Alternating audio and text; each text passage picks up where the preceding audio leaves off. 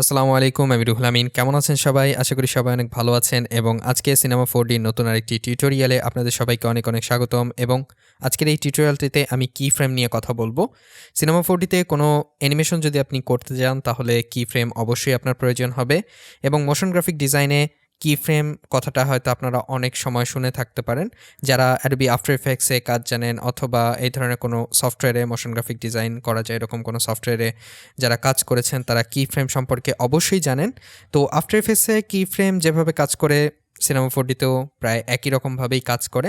তাছাড়া প্রিমিয়ার প্রোতেও কিন্তু কি ফ্রেম নিয়ে কাজ করা যায়, সুতরাং প্রিমিয়ার প্রোতেও যারা কাজ করেছেন তারা হয়তো কি ফ্রেম সম্পর্কে জানতে পারেন। তো আজকে আমি কি ফ্রেমের একদম বেসিক নিয়ে কথা বলবো। তো আশা করি এটা উপকারে আসবে যারা একদম নতুন শিখছেন তাদের জন্য। যারা আফটার এফেক্টস জানেন তাদের কাছে কি ফ্রেমের এই টিউটোরিয়ালটি হয়তো একটু বোরিং লাগতে পারে, বাট যদি আপনারা দেখেন হয়তো কিছু ইনফরমেশন হয়তো নতুন জানতেও পারেন।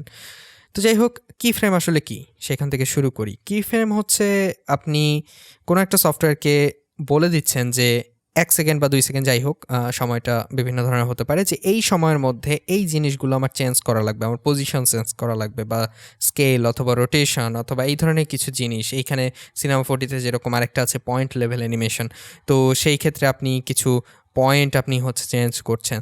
তো যে কোনো সফটওয়্যার যে সফটওয়্যারে কি ফ্রেম আছে সেই সফটওয়্যারগুলোকে আসলে বলে দেয়া যে এই সময়টুকুর মধ্যে এই চেঞ্জগুলো আমি চাচ্ছি।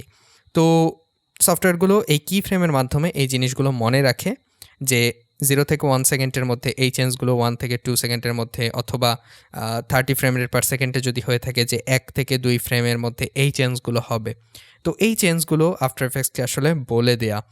এবং শুধু মোশন গ্রাফিক ডিজাইনেই না, আপনি যদি ওয়েব ডিজাইনের ক্ষেত্রেও যান, সিএসএস এর মধ্যেও কিন্তু কি ফ্রেম নিয়ে কাজ করা যায়। সেই ক্ষেত্রে কিন্তু সব কিছু কোড লিখে তারপরে কাজ করতে হয়।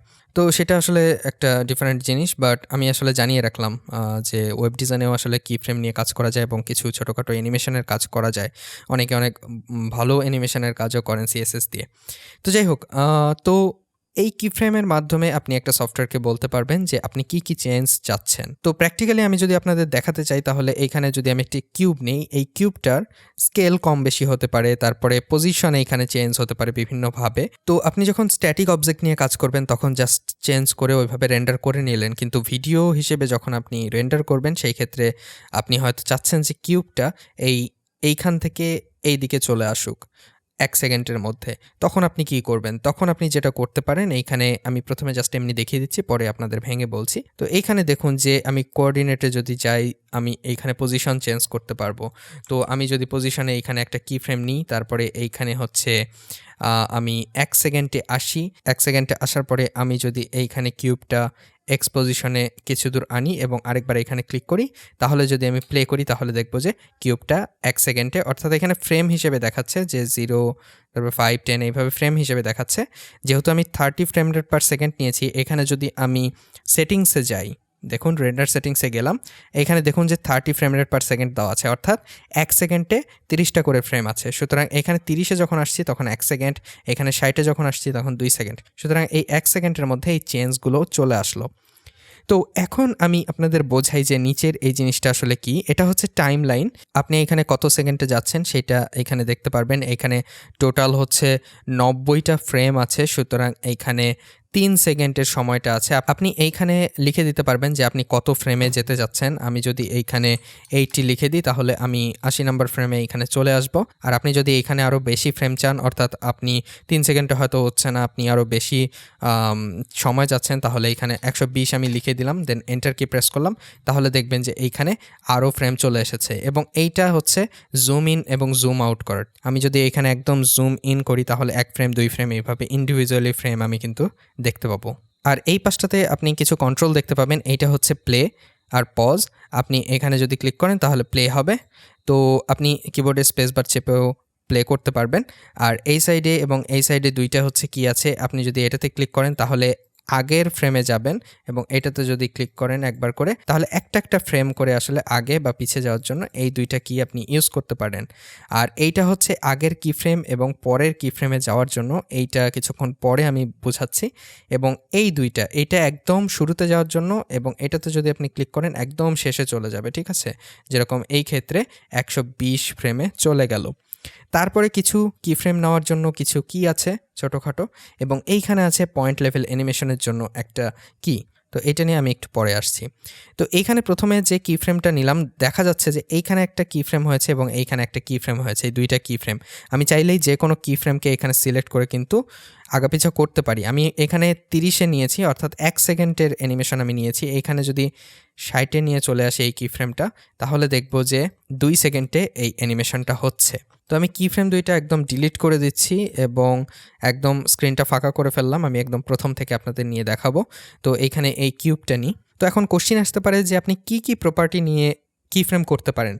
আসলে আপনি যতগুলো প্রপার্টি এখানে দেখতে পাচ্ছেন সিনেমা 4Dতে, সবগুলো প্রপার্টিতেই আসলে প্রায় সবগুলোতেই কি ফ্রেম নেওয়া যায়। আপনি এখানে বেসিকে যদি আসেন তাহলে দেখবেন যে যে কোনো জিনিস এনেবল ডিসেবল করার জন্য এইখানেও আপনি কি ফ্রেম নিতে পারবেন, ঠিক আছে। তারপরে আপনি ভিজিবিলিটি, তারপরে কালারের জন্য, তারপরে পজিশনের জন্য, সেগমেন্টের জন্য, তারপরে সাইজ, তারপরে হচ্ছে বিভিন্ন এই যে ক্যাপ আছে যেরকম ফিলিট ক্যাপ বা ক্যাপের হচ্ছে রেডিয়াস কমা বাড়া, এই জিনিসগুলোতেও কিন্তু আপনি অ্যানিমেশন করতে পারবেন। যেরকম মনে করুন আমি চাচ্ছি যে এই ফিলেট রেডিয়াসটাকে অ্যানিমেট করতে, যখন 0 সেকেন্ড থাকবে তখন এটা 0-তে থাকবে এবং যখন 1 সেকেন্ডে আসবে তখন আস্তে আস্তে এটা বেড়ে 40 হয়ে যাবে। তো এই অ্যানিমেশনটা আমি চাচ্ছি। তাহলে কি করব, প্রথমে আমার যে টাইমলাইন ইন্ডিকেটরটা আছে সেইটা আমি প্রথমে একদম 0 ফ্রেমে নিয়ে চলে আসব। আসার পরে এইখানে একদম 0 করে দেব। 0 করে দেওয়ার পরে এইখানে ক্লিক করব এই কি ফ্রেমে। ক্লিক করার পরে এখানে দেখুন একটা কি ফ্রেম চলে আসলো। এখন আমি এই টাইমলাইন ইন্ডিকেটরটা 30-তে নিয়ে চলে আসবো। আমি প্রথমেই বললাম যে এইখানে 30 ফ্রেম রেট পার সেকেন্ড নিয়ে আমি কাজ করছি। আমি যদি 25 ফ্রেম রেট পার সেকেন্ড নিয়ে কাজ করতাম, এইখানে যদি রেন্ডার সেটিংসে যে চেঞ্জ করে দিতাম 25 দিয়ে দিতাম, তাহলে 25-এ যখন আসতাম তখন কিন্তু 1 সেকেন্ড হতো। সুতরাং আপনারা এই রেন্ডার সেটিংসটা একটু দেখে রাখবেন যে আপনি কত ফ্রেম রেটে দিয়ে রেখেছেন। তো 30-তে আসলাম 1 সেকেন্ড। এখন আমি এটা চেঞ্জ করব, 40 দেব, তারপর এন্টার কি প্রেস করব। করার পরে এখানে তো চেঞ্জটা করলাম, কিন্তু এইখানে কি ফ্রেম কিন্তু আবার নিতে হবে। এখানে আরেকবার ক্লিক করলাম, তখন এইখানে একটা কি ফ্রেম চলে আসলো। সুতরাং এখন সিনেমা 4D জানে যে 0-তে এই ফিলিট রেডিয়াস 0 থাকবে এবং 40-তে যখন আসবে তখন এই ফিলিট রেডিয়াস 40 হবে। সুতরাং এখন যদি আমি প্লে করি তাহলে দেখুন অ্যানিমেট হচ্ছে। ওকে, তো এখন যদি আমি চাই যে এই কি ফ্রেম দুইটার স্থানটা পরিবর্তন করব, তাহলে এইখানে এই যে ডট ডট দেওয়া আছে না, এই জায়গাটা ধরে যদি আমি এভাবে ড্র্যাগ করি তাহলে আমি দুইটা কি ফ্রেমই সিলেক্ট করতে পারবো। সিলেক্ট করে আমি ডানে বামে কিন্তু নিতে পারবো। আমি চাচ্ছি যে 1 সেকেন্ড থেকে অ্যানিমেশন শুরু হোক, প্রথম থেকে যেন অ্যানিমেশন শুরু না হয়, কিছুক্ষণ ওয়েট করে তারপর 1 সেকেন্ডে অ্যানিমেশন শুরু হলো, 2 সেকেন্ডে এসে শেষ হলো। তাহলে আমি পারবো। আমি যদি এই একটা কি ফ্রেম সিলেক্ট করে আমি যদি টেনে নিয়ে যাই তাহলে 0 থেকে শুরু হবে অ্যানিমেশন এবং 2 সেকেন্ডে এসে শেষ হবে। তো এইভাবে আমি কি ফ্রেমগুলোর স্থান পরিবর্তনের মাধ্যমে অ্যানিমেশনের ডিউরেশন পরিবর্তন করতে পারবো। তো নিচের দিকে এখানে দেখুন যে কি ফ্রেমের কিছু চিহ্ন আছে এবং এগুলোর কিছু কাজ আছে। আপনি যদি এই মাঝের এই চিহ্নটা আছে, এটা হচ্ছে অটো কি ফ্রেম। এইটা যখন আপনি দিয়ে রাখবেন তখন দেখুন যে রেড কালারের একটা বর্ডার দেখতে পাবেন। এখন আপনি যে চেঞ্জই করেন না কেন, যে প্রপার্টিতে গিয়ে যে চেঞ্জই করেন না কেন, এই সব কিছু এখন এইখানে রেকর্ড হতে থাকবে। দেখুন সবগুলো ইয়েলো কালারের হয়ে আছে। এখন যদি আমি এই টাইমলাইন ইন্ডিকেটর 0-তে আনার পরে যদি আমি মনে করুন এটা একটু কমিয়ে দিই, তারপরে এটাকে এইখানে এনে যদি একটু বাড়িয়ে দিই, তাহলে দেখুন আমি এইখানে কি ফ্রেমে বারবার সিলেক্ট না করেও যা যা করছি সব কিছু কিন্তু রেকর্ড হচ্ছে, ঠিক আছে। তো এইভাবে আপনি খুব সহজে এই অটো কি ফ্রেমে দিয়ে কি ফ্রেমগুলো রেকর্ড করতে পারবেন। এবং এইখানে দেখুন আমি এই দুইটা বাটনের কথা বলেছিলাম না, এখানে যদি আপনি ক্লিক করেন তাহলে আপনার টাইমলাইন ইন্ডিকেটরটি যেখানেই থাকুক, এই টাইমলাইন ইন্ডিকেটরের এই বাঁ পাশে যে কোনো জায়গায় যদি কোনো কি ফ্রেম থাকে তাহলে সেই জায়গায় এই টাইমলাইন ইন্ডিকেটরটি চলে যাবে। এবং এইখানে যদি আপনি ক্লিক করেন ডান দিকের তীর চিহ্নে, তাহলে টাইমলাইন ইন্ডিকেটরটি যেখানে আছে তার ডান দিকে যদি কোনো কি ফ্রেম থাকে তাহলে সরাসরি সেইখানে চলে যাবে। এই ক্ষেত্রে আপনার 10-12টা যদি কি ফ্রেম থাকে তাহলে সবগুলো কি ফ্রেমে আপনি চাইলেই যেতে পারবেন। তো এরপরে আমি কথা বলবো কি ফ্রেমের কিছু জিনিস নিয়ে, খুব ইম্পর্টেন্ট জিনিস। সেটা হচ্ছে যে এখানে যদি আমি যে কোনো একটা কি ফ্রেম সিলেক্ট করি, সিলেক্ট করার পরেই দেখবেন ভ্যালু কি নামের হচ্ছে একটা অপশন এখানে চলে এসেছে। এইখানে ইন্টারপোলেশন নামের একটা অপশন আছে, এইটা হচ্ছে খুবই জরুরি। সেটা হচ্ছে এখানে দেওয়া হচ্ছে স্প্লাইন। স্প্লাইন ডিফল্টভাবে দেওয়া থাকে, আপনি চাইলে এখানে লিনিয়ার দিতে পারেন, তারপর স্টেপ দিতে পারেন। স্প্লাইন আসলে কি? এখানে আমি এটা বোঝানোর জন্য সাইজ এক্সে যে অ্যানিমেশনটা আছে সেটা আমি তুলে দিয়ে এই কি ফ্রেমের উপর রাইট বাটন ক্লিক করে অ্যানিমেশনের উপর ক্লিক করে আমি এখানে ডিলিট ট্র্যাকে দিলাম, তাহলে অ্যানিমেশনটা ডিলিট হয়ে গেল। এইখানে দেখুন যে আমি যদি অ্যানিমেশনটা একটু প্লে করি, অ্যানিমেশনটা কিন্তু খুব আস্তে করে শুরু হচ্ছে এবং আস্তে করে শেষ হয়ে যাচ্ছে। একদম শুরুতেই একই স্পিড থাকছে, শেষেও একই স্পিড থাকছে, এরকম কিন্তু না। তো এই যে স্প্লাইন যেটা আছে সেটা আসলে আস্তে করে শুরু হয়, যে কোনো অ্যানিমেশনই হোক না কেন, যে অ্যানিমেশনই হোক না কেন, আস্তে করে শুরু হবে, আস্তে করে শেষ হবে। এটাতে অ্যানিমেশনটা স্মুথ হয় এবং দেখতে কিছুটা রিয়েলিস্টিক লাগে।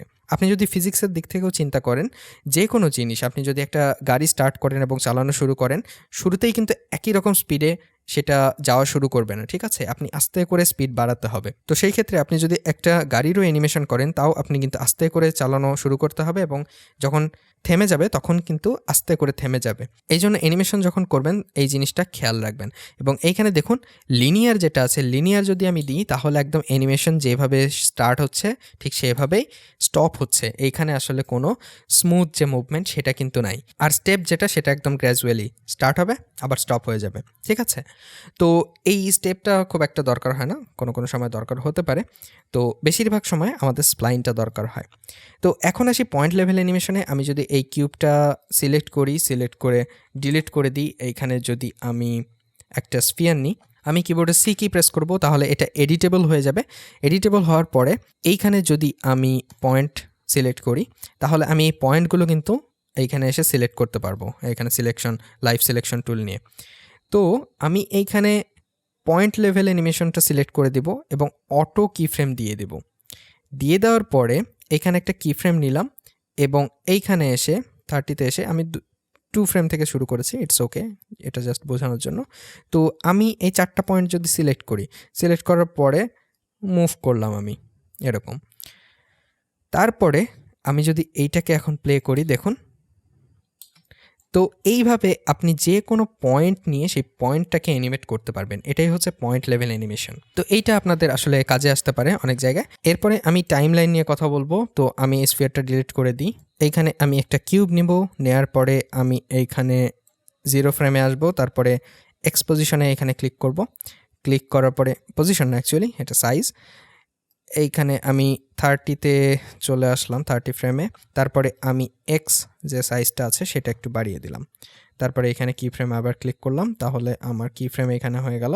এখন যদি আমি উইন্ডোতে যাই, উইন্ডোতে যাওয়ার পরে আমি যদি টাইম লাইনে ক্লিক করি, ক্লিক করার পরে এখানে দেখতে পাবো যে আমি আমার কিউবটা দেখতে পাচ্ছি। এখানে যে কিউবটা নিয়েছি, এখানে যদি প্লাসে ক্লিক করি তাহলে সাইজ আমি অ্যানিমেট করেছি, সুতরাং এখানে সাইজটা আমি দেখতে পাচ্ছি। এখানে সাইজটা যদি ওপেন করি, এক্স ওয়াই জি 3টে প্রপার্টি আমি দেখতে পাচ্ছি। তো আমি এক্স প্রপার্টিটা অ্যানিমেট করেছি, সুতরাং এক্স যদি আমি এক্সপ্যান্ড করি তাহলে আমি আমার টাইম লাইনটা এইখানে কিন্তু দেখতে পাবো।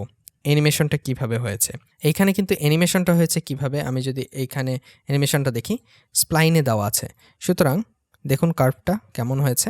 আমি যদি চাই তাহলে এই কার্ভটাকে কিন্তু আমি পরিবর্তন করতে পারি। এইখানে ওপরের এই বাটনটাতে যদি আমি ক্লিক করি তাহলে আমি এটাকে বড় করে দেখতে পাবো। এইখানে যদি এইরকম করে দিই, দেখুন।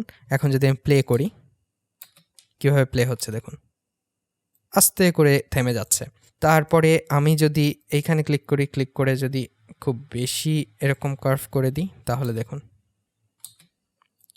তারপরে এইরকম অ্যানিমেশন করে দিলাম। তারপরে এটা টেনে ধরে এই ধরনের কার্ভ যদি আমি করি, দেখুন কেমন হচ্ছে। শুরুতেই দেখুন যতটা মুভমেন্ট হওয়ার ততটা হয়ে যাচ্ছে এবং আস্তে করে যে থেমে যাচ্ছে, ঠিক আছে? তো এইভাবে কার্ভগুলো পরিবর্তনের মাধ্যমে আপনি অ্যানিমেশন কিন্তু পরিবর্তন করতে পারেন। যারা আফটার ইফেক্টস জানেন, যারা আফটার ইফেক্টস ইউজ করেন তারা জানেন যে ইজ করি আমরা কি ফ্রেম, তারপরে গ্রাফ এডিটর যেটা আছে, গ্রাফ এডিটরের মাধ্যমে আমরা বিভিন্নভাবে অ্যানিমেট করি। ঠিক আফটার ইফেক্টসের ওই জিনিসগুলোই কিন্তু এইখানে আছে। আমি চাইলে যে কোনো 2টা পয়েন্ট সিলেক্ট করে এইখানে কিন্তু অ্যানিমেট করতে পারি। এখানে স্টেপ মোড যেটা ছিল সেটা দেখুন, যে আমি যদি এখন প্লে করি একবারে 30 ফ্রেমে এসে কিন্তু পরিবর্তন হয়ে যাচ্ছে। তারপর আমি এই 2টা কি ফ্রেম সিলেক্ট করে আমি বিভিন্নভাবে। এটা লিনিয়ার মোড কিন্তু দেখলেই বোঝা যাচ্ছে। একদম শুরু থেকে শেষ পর্যন্ত একই স্পিড থাকবে। তো এইভাবে এই গ্রাফটা চেঞ্জের মাধ্যমে আপনি আপনার অ্যানিমেশনে কিন্তু পরিবর্তন আনতে পারেন। তো এটা যেহেতু বেসিক টিউটোরিয়াল, কিফ্রেম সম্পর্কে যতটুকু বললাম আশা করি বুঝতে পেরেছেন আপনি। তো আজকের এই ভিডিওটি আশা করি আপনাদের কাজে আসবে। নেক্সট ভিডিওতে আপনাদের সাথে আবারও দেখা হবে, কথা হবে। সে পর্যন্ত সবাই ভালো থাকবেন এবং সুস্থ থাকবেন। আল্লাহ হাফেজ।